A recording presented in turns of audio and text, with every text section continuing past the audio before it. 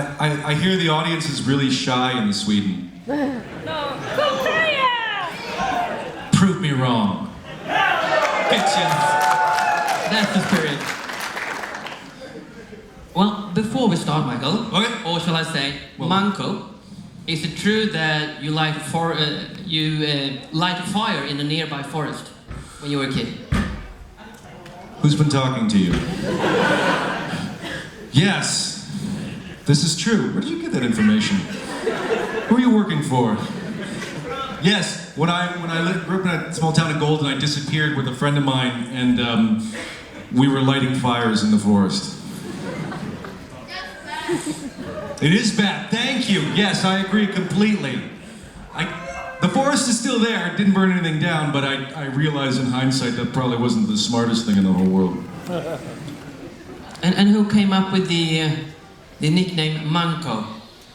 That was my brother, because he was only a year and a half older than me and he couldn't say Michael, so he called me Manko. I got older.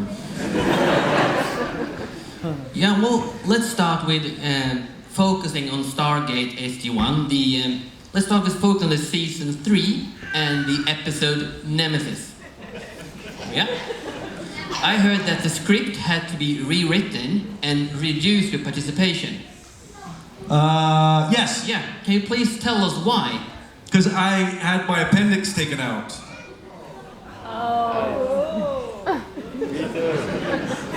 That's worth an applause, isn't it? Oh, shit!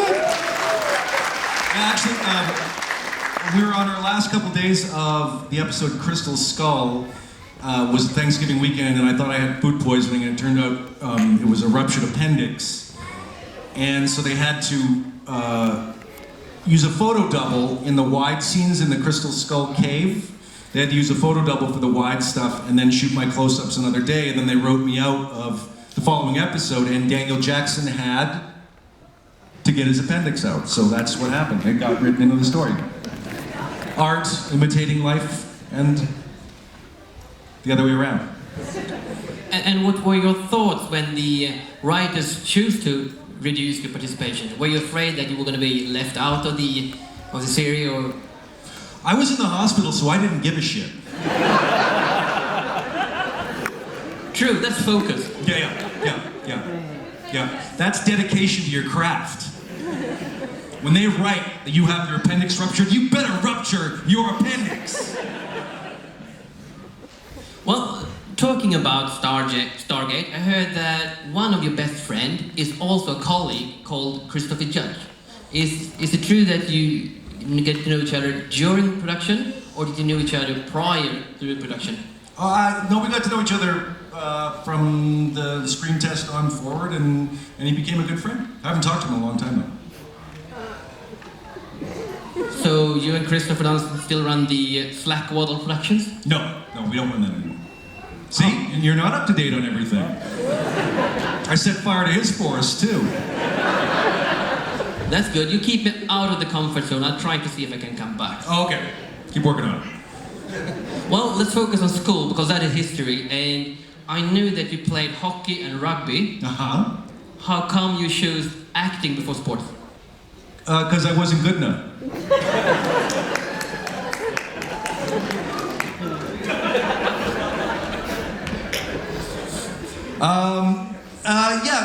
I kind of wanted to do the acting thing more. Rugby, there was no future in North America for me to do it, so it was more for fun and drinking beer lots. And hockey, I had to make a decision at one point. I didn't get drafted, so I had to make a decision to go into junior or go to school. And because I was actually half decent in school, I went to school.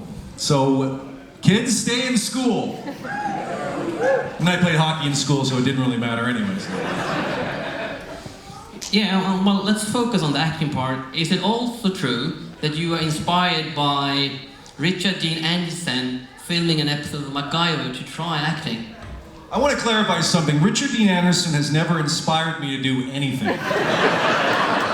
So I just want to set that record straight right now.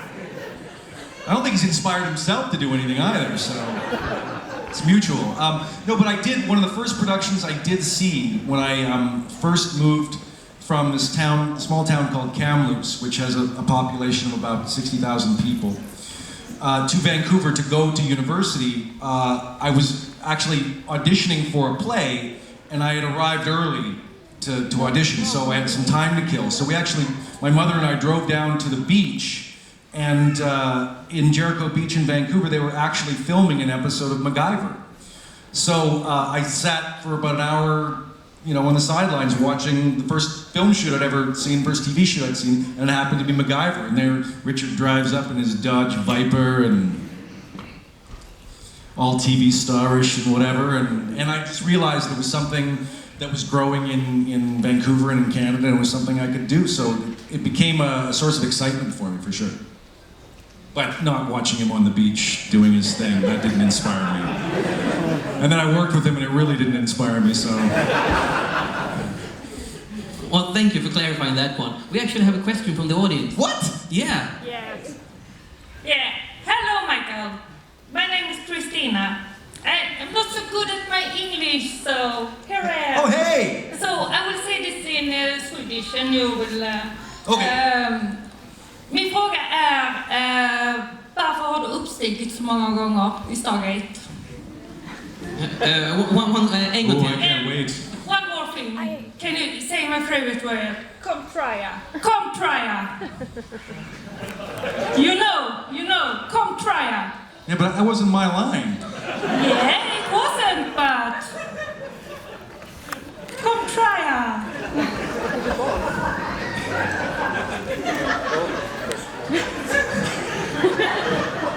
What was the first part? Why did you... Why do you die? Why do you descend so many times in Stargate? Why did I? Descend. Why did you die so many times and come back? Well, it's better than dying once and not coming back, I guess. Totally worth the thought. No, it actually became a bit of a sport for the writers of the show. I think that because they were, I think especially Brad Wright, he didn't like the idea that his lead characters couldn't die, given the nature of television. And so science fiction enabled him to create different scenarios where he could actually kill his characters and find ways to bring them back so he could kill them again. And so that's what he did. And I think they took a particular joy, because Daniel always seemed to be the one in trouble, that they took a particular joy in picking on him because you don't want to do it to the black guy, and Richard's the star, and you don't want to do it to the girl. So hey, there's this other white guy over here. Yeah, let's do it to him. And then it became a sport as to how many times and in what kind of horrendous way we could do it. I found out when we were just about to film Fire and Water, and we went on a trip to promote the show, and we're sitting on the plane, and Brad Wright hands me the teaser that he was writing for Fire and Water, and of course the teaser is Daniel Jackson's funeral. So I read it and went, what? And Brad goes, now give it back to me. So I gave it back to him, and he goes, okay, have a good trip. So I knew from then on, or I should have known, that they would take delight in finding different ways to torture me that way. So that's why Daniel Jackson died so many times, because they loved it. And come try it.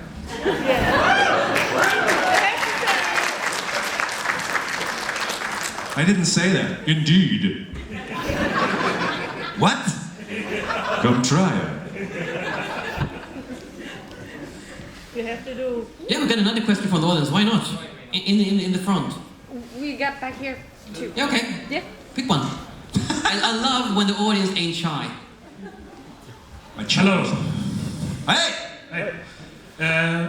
My question is, how did you prepare to do the role as Daniel Jackson when James Spader played it before you?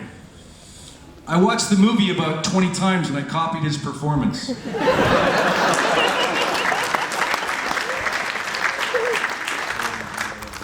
Meh. That was pretty much it. I just did a good mimicking job of Spader because it was kind of written that way.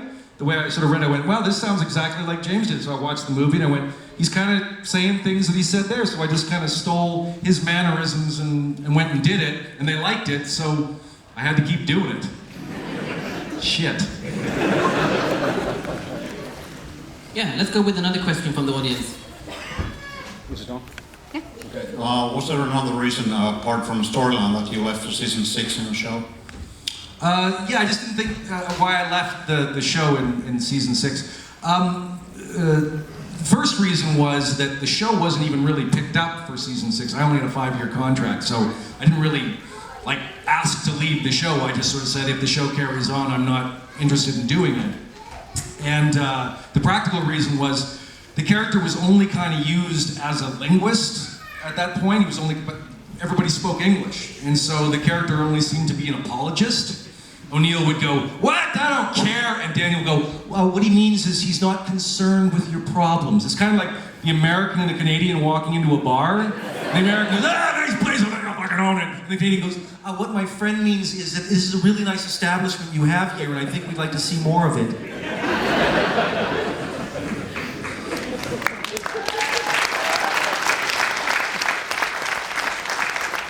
Yeah, let's keep the question from the audience. Right down there. Hi. Julia here.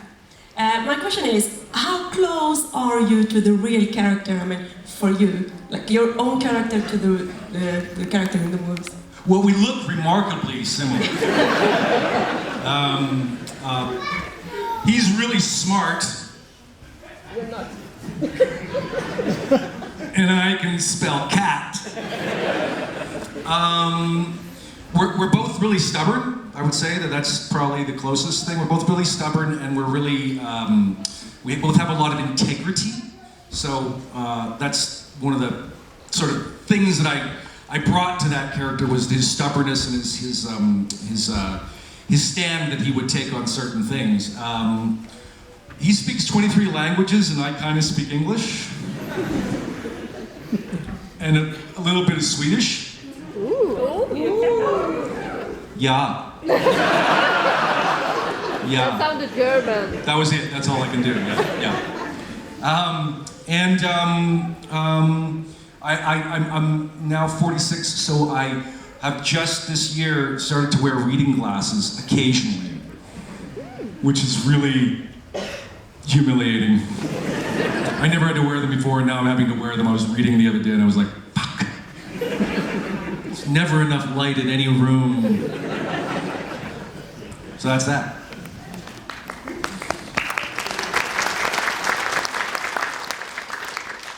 I've got 2 questions. Okay. The first one. The first one. So is it a 2-parter or is it 2 questions? 2 questions. Okay. Is this all right? All right, go ahead. Knock yourself out.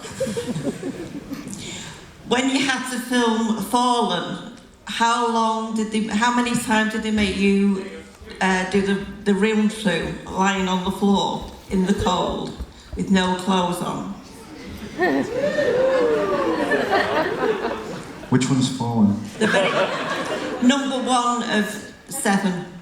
Oh, you're talking about when I was naked. Well,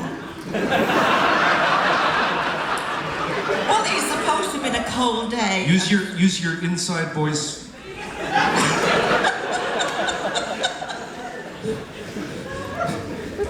Littlest Dickus Day, yes. So what's your question? You want to know how many times I had to shoot it? Yes. I don't know, how many times?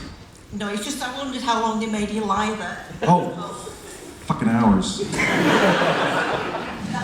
Yeah, it was like a couple hours, and it was in like a dog walking park. So there's actually people from the other side of this room going, "What are they filming over there, dear? I don't know, I can't see, I just see a naked man." Thank you, Martin Wood. The other question, is that better? The other question is, out of all the characters that you played with makeup, which was the most uncomfortable to wear when you played the old man when you were the Ori or the very last episode? Oh, none of those looks are very All of them. The Ori one was actually they both kind of were. The Ori one was worse because of the contact lenses that you had to put in, and I don't wear contact lenses, and I don't think I ever could because they just irritate the crap out of my eyes. And the contacts were the worst because I couldn't keep my eyes focused without them tearing up. So we had to shoot everybody else's coverage, and even the wide shots, without the contacts in, and then we had to do the close-ups. And I would literally have to stop halfway through a sentence to get the tears out of my eyes and then continue with the scene. So that was probably the most uncomfortable. There are equally uncomfortable application and removal process. So anytime you meet an actor who has made a living on a show wearing prosthetic makeup, shake their hand, because that's a tough gig. It's like 3 hours to put it on, 2 hours to take it off, and it just ruins your skin, and it's just not a pleasant experience to do for a long period of time, and it just makes it raw. So I was not a happy camper, and the contacts made it even worse. So thank God it was temporary. Good. We're kind of running out of time. I mean, 20 minutes really do go fast, but let's have the gentleman beside her. Good, because I'm quick. I don't actually have a question, but I promised my friend Pellet that I'd say hi from him. Hey!